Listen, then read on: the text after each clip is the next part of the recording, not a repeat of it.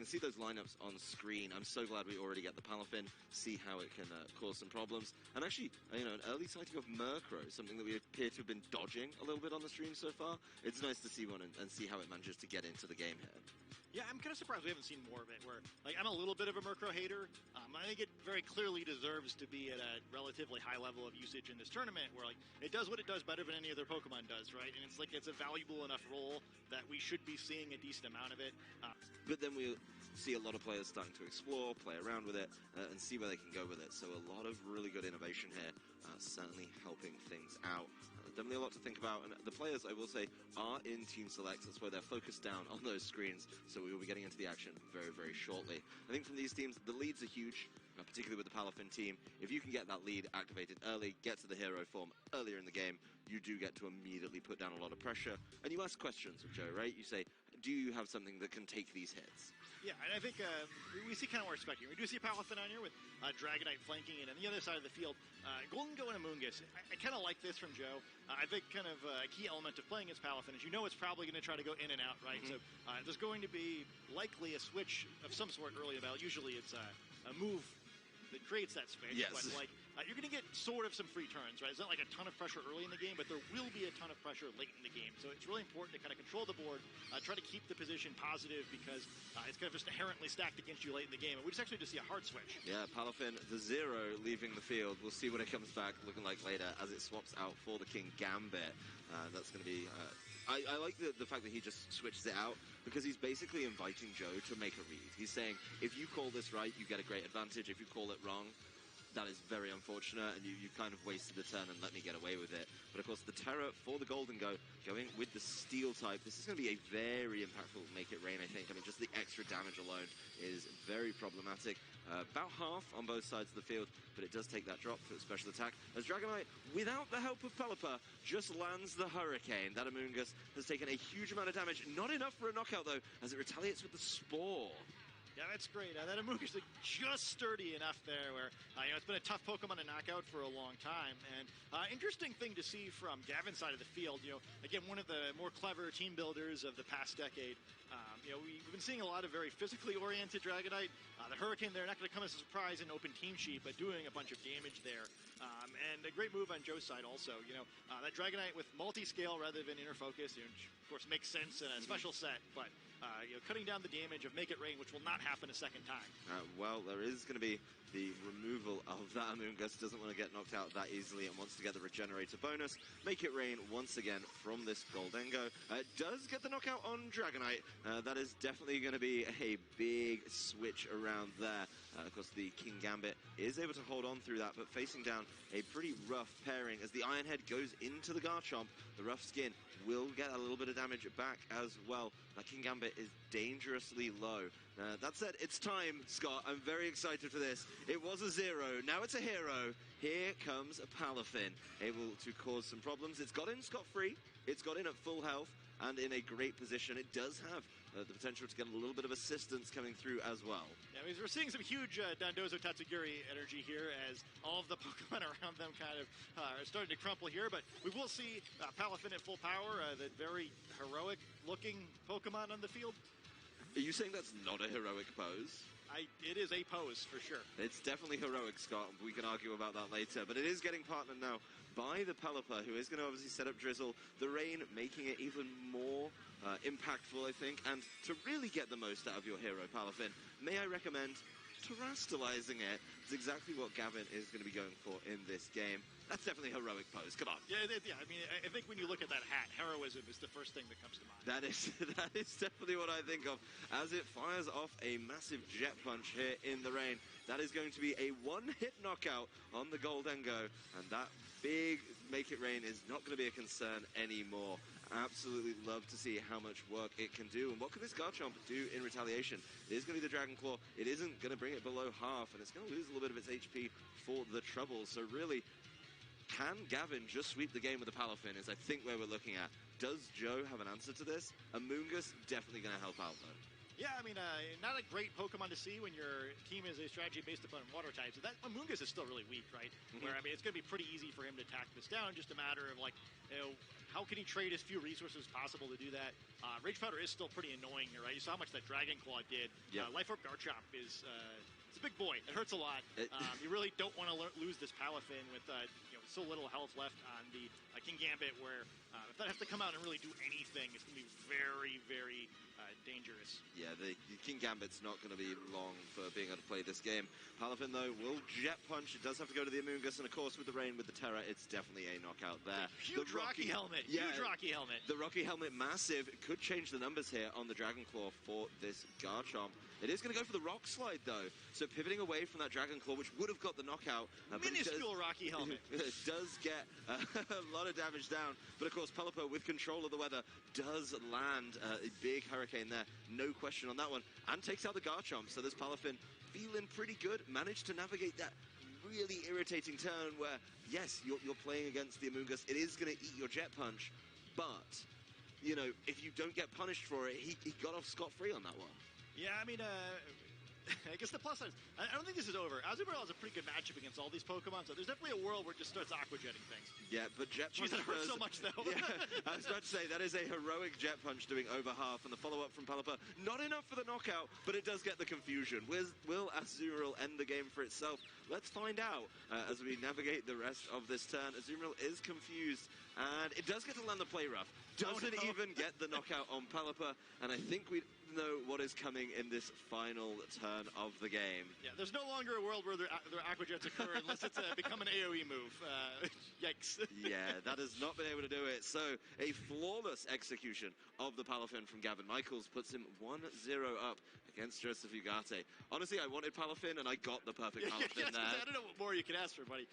It kind of reminded me of the Amelia game, but like this time it's the other water type doing it, where it's just like everything gets knocked out, the water types come in, they clean it up. You know, it's we just gotta get more there. It is like a surprisingly scary pairing, though, right? If your team is relying on Amoonguss to deal with Palafin, and you just have Pelipper there, you know, it only takes one Hurricane, right? Yeah, it doesn't take many of those to get the knockouts. I mean, the fact it took it from the Dragonite, I was impressed. But in the long run, it just wasn't able to do enough. So we're getting ready to head on into game number 2, see if there's any adjustments. I think Joe is going to be the one digging for the adjustments here. But it's certainly not looking too different right now. It's Dragonite and Palafin once again. The big question for me is how does he get the Palafin out? Does he just do the hard switch again? And if so, can that hard switch be punished? Of course, last game he switched in the King Gambit. There is a Garchomp on the field that could start to punish it. But will he go for it? Will he make that read? How will he try and navigate that situation? It's definitely a nice little mind game to play early on. Yeah, I think another thing to point out, too, is that was a lot of damage for that Golden Go. We've been seeing mostly the nasty plot variant. This is not that. Yeah, it's no secret. It's a choice specs, right? I mean, it's on the team sheet, so just committing to it with the Terra type, boosting that damage. I mean, it really is like these two focal point Pokemon for both of these trainers, which, you know, it's the choice specs and the choice band, respectively. Just they're all about that one attack, and that's where they really want to succeed. Dragonite, though, going for the Protect here after that Terrestrialization. The Rock Slide will be doing no damage to the Dragonite. Let's see, I don't think it's going to be particularly impressive on the King Gambit. No, it is not. Confirming that one for those of you at home who forgot the type chart a little bit. As Golden Go goes with the Make It Rain, still going to be a pretty significant chunk of damage on to the King Gambit, and that is something that does start to add up and could be problematic later. Yeah, the combination Rock Slide and the Make It Rain. King Gambit well below half now. Specs hurt so much. Yeah. Yeah, it's like one of those things that players have moved off of, where I think Specs was definitely the preferred Golden Go item at the very beginning of the format, and Nasty Plot to me definitely feels like the later season sort of thing, so I was kind of impressed that players shifted so much. But it doesn't change the fact that Specs hurts so much, right? Where it is still a huge problem. Yeah, the math does keep mathing when it comes to Choice Specs Goldengo. That is going to be a certainly tough one, as Pelipper makes an early appearance here, getting the Drizzle set up as well, maybe trying to cause some problems. As Garchomp goes to the Dragon Claw, would have been going to the Dragonite, so smart there to get the Pelipper in. But what can the Pelipper really do here, as it's probably just going to get felled by the Make It Rain. That is going to land a huge amount of damage. Oh, it's not going to get enough on to the Pelipper. I thought it might, but of course that special attack drop coming through and causing some problems. King Gambit does get to Kauto Cleave and bring that Golden Go down to about half. It's sort of a precarious position for both sides here, where, you know, as much as, like, Joe is dominating the damage dealt so far, giving a free switch to the Dragonite, which did manage to keep the multi-scale intact this time, and the Palafin's a little bit scary, where you'd like to stagger those ideally. Yeah, well, the Golden goes leaving the field, so Joe doesn't want to just hand over the Make It Rain, double knockout, double switch, which I think is good, and he gets the Amoonguss in full health. That's going to be really big later. There's the Rock Slide, though. This is going to get the knockout on the Palipper, which is really big, and the King Gambit just holding on in this one, so able to potentially fire back and cause some problems that way. Garchomp loses a little bit of its health for that Life Orb, and there is the cleave from the King Gambit. Good chunk of damage down into the Amoonguss. Not sure how it works on the numbers as that Rocky Helmet. If this is a big one, Scott, we can get excited about this one. Got him this time. As it gets the knockout. Yeah, I mean, I think mostly great for Joe there. I mean, there will be no staggering this time. I don't think that the King Gambit was super threatening, so being knocked out isn't, like, fantastic for him. But he does get this situation now where, you know, we have sort of a strange situation where your Dragonite doesn't really want to be fighting this Garchomp, but it's not clear if Joe can really afford to be focusing on the Dragonite this time. You know, it's a test. I actually really like the way Gavin played this, where Joe took the early lead, but getting these two Pokemon out at full health together is scary. Yeah, well, the Amoonguss wants a little bit more health before it starts to be messing around with this Palafin, making sure it can get that regenerator ability activated is going to be huge. And unsurprisingly, you've got to capitalize on the last couple of turns of this rain. I mean, the Palipper was on the field for a couple of turns, so we started to work through those as Palafin, Terra-type water, just doing more and more damage. It's going to be an absolutely overwhelming amount, I think, as Garchomp, yeah, doesn't want to deal with that heat, I think is fair to say, as it does protect itself, and we'll see exactly where these targetings are. There's going to be Jet Punch into the Garchomp, so wasted on that turn. The Golden Go gets away with it, and this could set up an interesting situation for next turn, as Hurricane will land into it in the rain, obviously going to hit, but not very effective, not a knockout. Yeah, it's an interesting spot. You know, if Joe can somehow manage to get a swing with this Golden Go, then things could be really different. But it's tough. You know, Palafin threatening a knockout in either of these Pokemon, you know, Joe can take his pick. Still, you know, healthy Pokemon in the back, you know, maybe try somehow to maneuver Amoonguss onto the field again, but there's still that full health Dragonite there. Even just breaking multi-scale would be a great step where, you know, nothing is going to one-shot this Dragonite until you get some chip damage and remove that. Well, Palafin landing the Jet Punch, of course, onto the Golden Go. That's going to get easily knocked out. That one is taken off the field, and that's Joe's Terra Pokemon removed as well, a Pokemon that was dealing huge amounts of damage. It was a really Gavin's choice on which he wanted to knock out there. I don't think he was having many problems. Garchomp, they will Dragon Claw into the Palafin. Not going to be threatening the knockout. Garchomp losing a bit of its health. And Dragonite going with the Hurricane. Yep, still got the rain. Still got the damage as well. So Garchomp felled on this turn. This game is coming down to just 2v2. Yeah, I really love the Dragonite this game.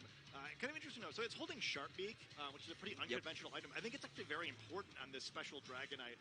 You know, normally, maybe it's a little surprising not to see it use a Dragon-type move to knock out its counterpart Garchomp there, but, you know, your special, it's Draco Meteor, and there's consequences to doing that. Yeah. So I think, you know, wisely opting not to lower a special attack, but still a pretty nice situation now where poor Amoonguss is probably going to pay for this one, but Azumarill set up much better to actually deal some damage to the other side this time. Yeah, this board is looking much better. Another Jet Punch from this Palafin into the Amoonguss. It's got way more health, and it's able to take that hit very nicely. Does get hurt by the Rocky Helmet as well. Obviously, the Hurricane is going to follow up from the Dragonite, and that is going to easily knock out the Amoonguss. But there's a lot more wiggle room for this Azumarill, and this could be the Pokemon to sweep the game. You called it out at the beginning of the game, Scott. You said these are the two Pokemon he needs to counter the Palafin, and they're in a great position to do that just now, as the Play Rough will take down the heroic Palafin. Yeah, well, Dragonite's going to need to get some heroic Hurricane confusion going on here. I think that is the win con, unfortunately.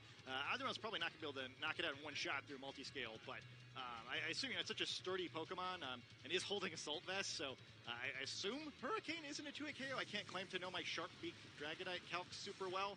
Oh, it's going to be very close. Yeah, it's not going to get there. But Azumarill does fire back with the Ice Spinner, so the multi-scale, very important there. But Dragonite needs to do more damage this turn, or, of course, get that confusion. So there it is, landing, of course, the Hurricane. It is cleaning up, but it does get it. It gets the confusion. Let's see if Azumarill can attack with that Ice Spinner again. It's going for it. It's going to hit itself in confusion. And Gavin Michaels takes the set off one of the most important Hurricanes I've ever seen. It was about to get felled, and that is going to be a 2-0 for Gavin. Probably not in the game plan on how he wins it, but he's taking this one home off the secondary effect. You don't think that's on the flowchart? I mean, you can put it there, but I don't think